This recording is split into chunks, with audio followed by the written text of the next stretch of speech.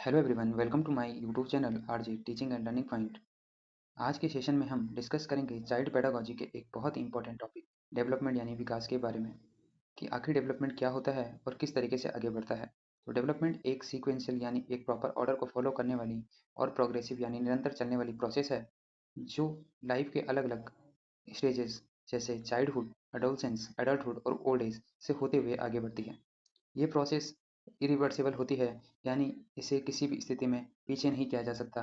अगर आपने एक स्टेज पार कर दी है तो आप उसमें वापस लौट के नहीं आ सकते। अगर हम इसकी प्रमुख विशेषताओं की बात करें तो ये काफ़ी हद तक प्रिडिक्टेबल यानी अनुमानित होती है, लाइफ लॉन्ग यानी वॉर्म टू टॉम चलती है, मल्टी डायमेंशनल है जिसमें कि फिजिकल और इंटेलेक्चुअल दोनों एस्पेक्ट शामिल होते हैं और इसमें फ्लेक्सिबिलिटी होती है यानी ये मॉडिफाइबल है। इसके अलावा यहाँ इन्वायरमेंट का एक क्रूशियल रोल होता है जहाँ पॉजिटिव चेंजेस बिल्कुल पॉसिबल हैं, जिसमें हम किसी एक एडिक्शन को छोड़ सकते हैं, किसी बुरी आदत को छोड़ सकते हैं और एक कुछ नई चीज़ें सीख सकते हैं। ग्रोथ और डेवलपमेंट के बीच के अंतर को समझने के लिए सबसे पहले बात करते हैं ग्रोथ यानी कि अभिवृद्धि की। ये एक क्वांटिटेटिव यूनिट यानी संख्यात्मक इकाई है जिसे हम इजीली मेजर कर सकते हैं।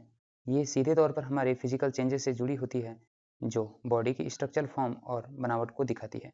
जैसे आप इस इमेज में साफ देख सकते हैं कि कैसे एक बच्चे की फिजिकल स्ट्रक्चर और height step by step change होती है, उसमें चेंजेस दिखाई देते हैं।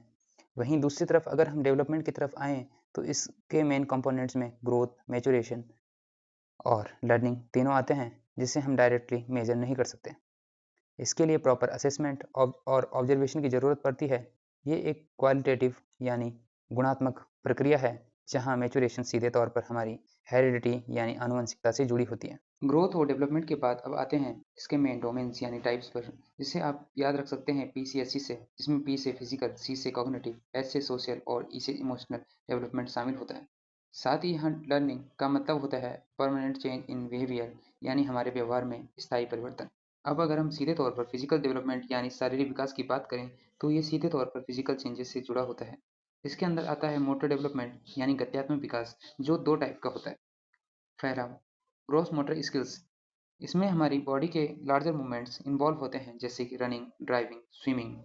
सेकंड, फाइन मोटर स्किल्स यानी सूक्ष्म गति कौशल। इसमें प्रिसाइज और छोटे मूवमेंट्स इन्वॉल्व होते हैं जैसे पेंटिंग करना या स्केचिंग करना। इसके बाद दूसरा डोमेन आता है कॉग्निशन यानी संज्ञानात्मक विकास, जो कि हमारे इंटेलेक्चुअल और मेंटल एक्सपर्ट से जुड़ा होता है। इसके अंदर थिंकिंग यानी सोचने समझने की शक्ति, लॉजिक, तर्क शक्ति, लैंग्वेज यानी किसी भाषा नई भाषा सीखने की शक्ति और इमेजिनेशन और प्रॉब्लम सॉल्विंग जैसी मेंटल प्रोसेसेस यानी प्रक्रियाएं शामिल होती है। तीसरा डोमेन है सोशल डेवलपमेंट यानी सामाजिक विकास, जो कि बच्चे की सोशल लाइफ और आसपास के सोशल इंटरेक्शंस से जुड़ा होता है। और चौथा डोमेन है सोशल डेवलपमेंट यानी संवेगात्मक विकास, जिसके बारे में डब्ल्यू जे वॉटसन ने कहा था कि फियर, एंगर और लव जैसे बेसिक इमोशंस बच्चे में बाय बर्थ यानी जन्म से ही मौजूद होते हैं। साथ ही हम अगर ब्रेन के स्ट्रक्चर को देखें तो इसके दो मेन हेमिस्फेयर होते हैं। लेफ्ट हेमिस्फेयर जो लॉजिक और रीजनिंग को हैंडल करता है और राइट हेमिस्फेयर जो हमारी क्रिएटिविटी